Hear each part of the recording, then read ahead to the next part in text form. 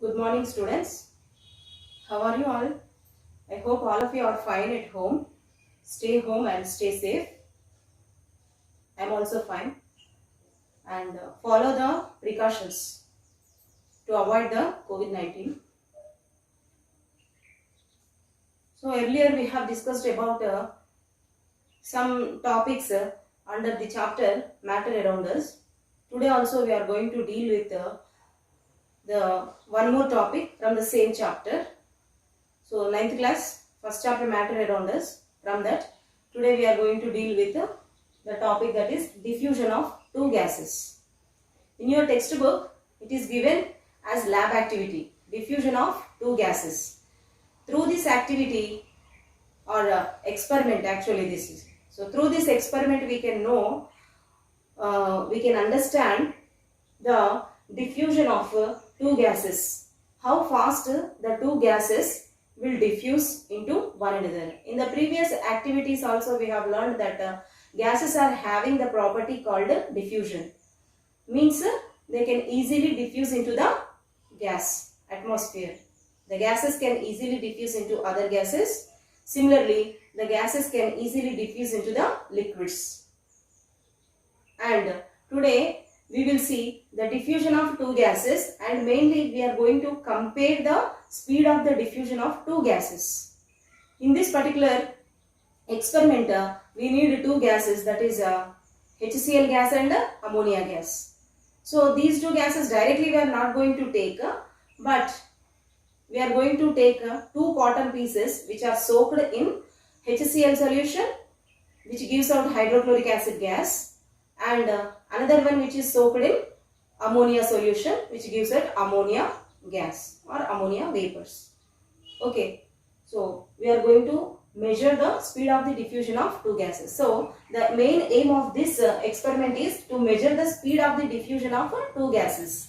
When we are seeing ammonia and hydrogen chloride, HCl gases, which gas is able to diffuse fastly, and what are the materials required for this activity. Materials required are glass tube with scale, this one, glass tube with scale. That means here in this glass tube the measurements also will be there, just like the scale contains some measurements, no, same like that in this glass tube also some measurements will be there, will be written on it. Glass tube with scale. Next, ammonia solution, hydrochloric acid solution, pieces of cotton. We need two pieces of cotton, one to be soaked in HCl liquid and other one to be soaked in ammonia solution. So that's why we need two pieces of cotton and two rubber corks. Rubber corks are for the purpose of closing the glass tube. This glass tube has having two open ends. Okay. In the procedure, what we have to do? Here I will explain. So I have drawn the diagram here. Diagrammatically I have represented here how to perform this experiment. So what we need here, glass tube with scale. This is the glass tube with scale. Glass tube containing measurements, and first of all we need two solutions, ammonia solution and hydrochloric acid solution. Similarly we need two pieces of cotton. The first piece of cotton should be soaked in HCl liquid, and second piece of cotton should be soaked in ammonia solution. And the first piece of cotton which is soaked in HCl solution should be placed at one corner of the glass tube. Similarly, another piece of cotton which is soaked in ammonia solution should be placed in the opposite corner of the same glass tube, the other end of the glass tube. Here, two corners we have to place two pieces of cotton. So when you place the piece of cotton which is soaked in HCl, immediately after some time this piece of cotton will give out HCl gas, because this cotton piece is soaked in HCl. The HCl vapors will be coming out. Here also ammonia gas will be coming out from this cotton piece. So after placing the two cotton pieces at the two ends of the glass tube, immediately close the ends of the glass tube with two rubber corks. We have to this rubber cork. and this is the another rubber cork. We have to close the two ends of the glass tube with the two rubber corks like that. Then if you observe, after some time the HCl gas vapors are coming out from this cotton piece and ammonia gas vapors are coming from this cotton piece. And as the gases are coming from this cotton piece, they will be moving in this direction. They will be moving in this direction forward. And this here ammonia gas, as it is liberated out, it is coming and moving in this direction. So what happens when you observe, after some time, the both gases will meet at one point inside the glass tube. So when both the gases are meeting, means when both reacting with one another, we will get ammonium chloride. See, ammonia gas and HCl gas on combining with each other, we will get ammonium chloride. This ammonium chloride appears in the form of white ring. Here, wherever the two gases are joining, contacting with each other, there we can see white ring. That white ring or white precipitate we can see. That white ring of precipitate is nothing but ammonium chloride. Why this ammonium chloride ring is formed here?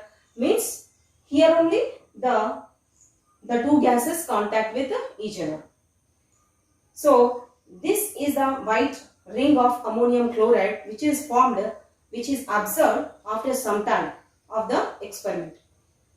Why this ring is formed here? This ring is not formed exactly in the center.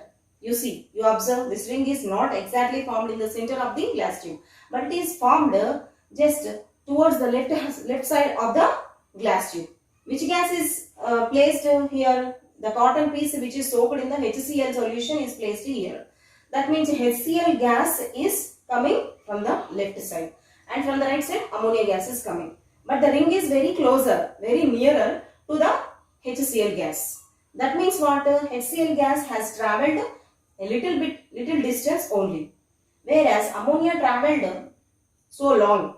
Ammonia has travelled longer distance when compared to the HCl gas.